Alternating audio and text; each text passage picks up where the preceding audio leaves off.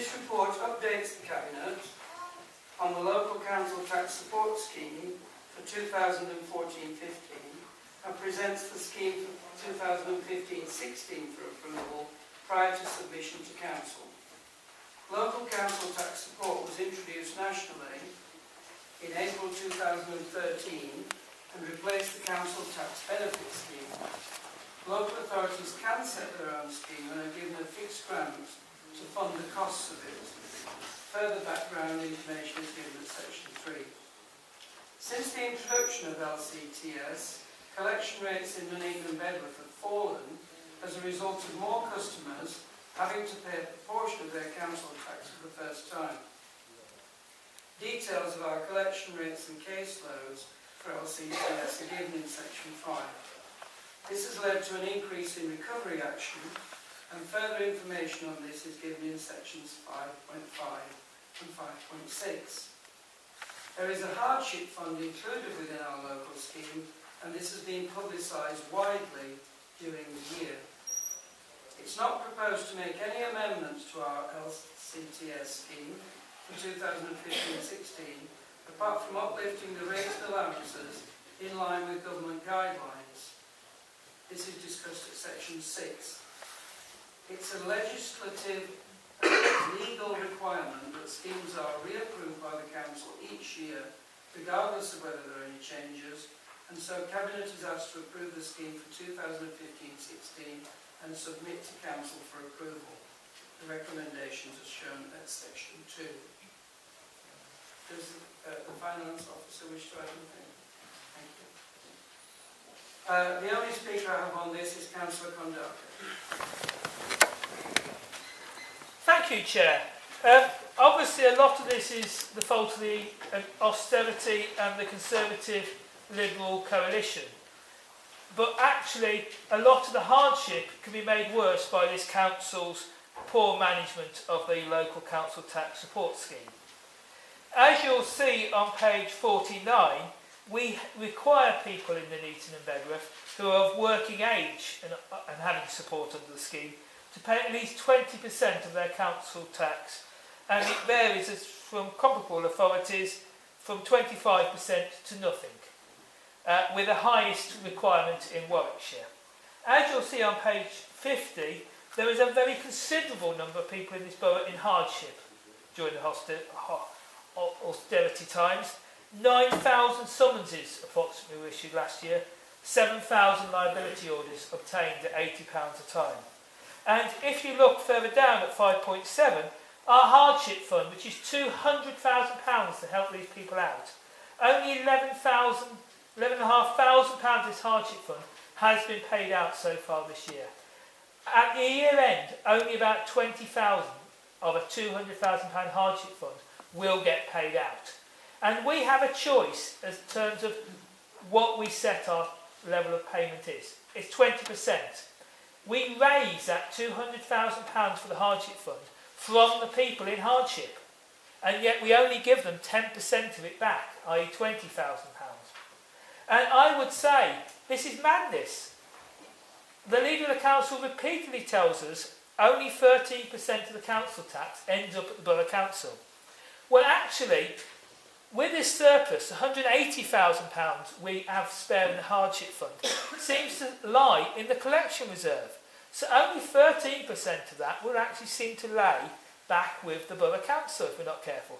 I think this hardship fund is a dreadful thing because we're taking so much from people, and if they're lucky they get 10% of it back. It would be better playing the lottery than use the council hardship fund. And so I think we should actually reduce the minimum payment that people have to pay for the council tax to 16 or 17%, whatever it needs to be, so that we only have a £20,000 hardship fund. There's no point in having a massive hardship fund that gets underspent and then it just gets disappearing into the ether. We're actually, by the hardship fund being so big, robbing from the poorest in our society. And yet, I understand this is a creation of the Conservative government, but we are making it worse by charging people 20% when we could charge them 16 or 17. Thank you, Chair. Any questions to Councillor Kondaka? No? The officer? No.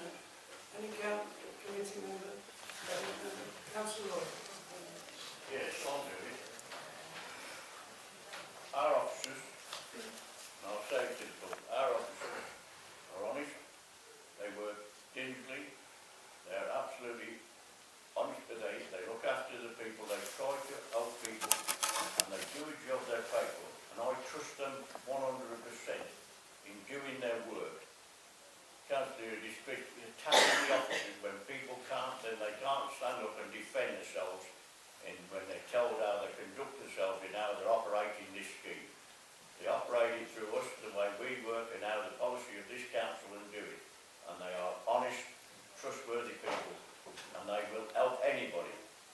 The Tory and Liberal government put us into this position where we've had to do what we do, and we're trying to do everything, and we will spend the money. There are conditions that, see, you always hear these little bits coming out, but they don't quite tell you what the conditions and the rules that you have to act upon under. Political. I wonder if somebody's standing for Parliament and trying to make a point. But I will not sit here and listen to our officers being attacked in their integrity and honesty in this chamber when they are working round the clock and they give a lot of their time without paid to look after the people in this borough. If we could give every penny we could to the people out there, we would. We're under rules from a vicious Tory Liberal government, and they will not let up, and they're taking money off us week after week, and they continue to. You will see what they will want us next year off us. But I will not sit here, Chair, and listen to that when officers sitting here and can't stand up and defend. Well, I shouldn't think they want to defend themselves, but that's those sort of comments come out of it, and that's a councillor.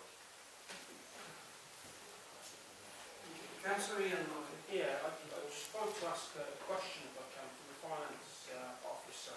It's been mentioned, reference poor management. Can I ask the finance manager if there's been any evidence of that coming out in any of the audits that this council's had on any of their financial arrangements? So there's no founding in it whatsoever. Okay. Thank you very much. I believe we've just had the audit letter, have we not? We just had, yes, we just had our year-end audit for 2014 and our review of our benefit which there were no issues. There were no issues at all with the council. Any other member? Well, I'm going to move the report in front of you. This council is, I think, well known for trying to assist the poorer members of our community and to stand up against the vicious cuts that have been made by the government. We have, in fact, publicised the hardship fund. We've tried many different ways to get people to come and see us, to make claims to us, but we can only pay on the situation where it's valid. We have, in fact, in relation to the bedroom tax, made sure that people who are actively seeking smaller accommodation, we can show that, are not penalised as the government first intended, but they are in fact they've continued to be helped by the council, so that we have gone out of our way to help the poorer members of our community, of which Nuneaton and Bedworth has more than any other district in Warwickshire. So attacks upon the way the officers have carried out this hardship fund are extremely unfair, because their main aim, and in speaking to members of the Cabinet on a regular basis, have been looking for ways that they can help people. But at the end of the day, this is money that we have to give back to the government, and we can't just spend it willy-nilly as we wish, otherwise we end up having to pay for it somewhere else in the budget. So I'll move the report before us. Is that agreed?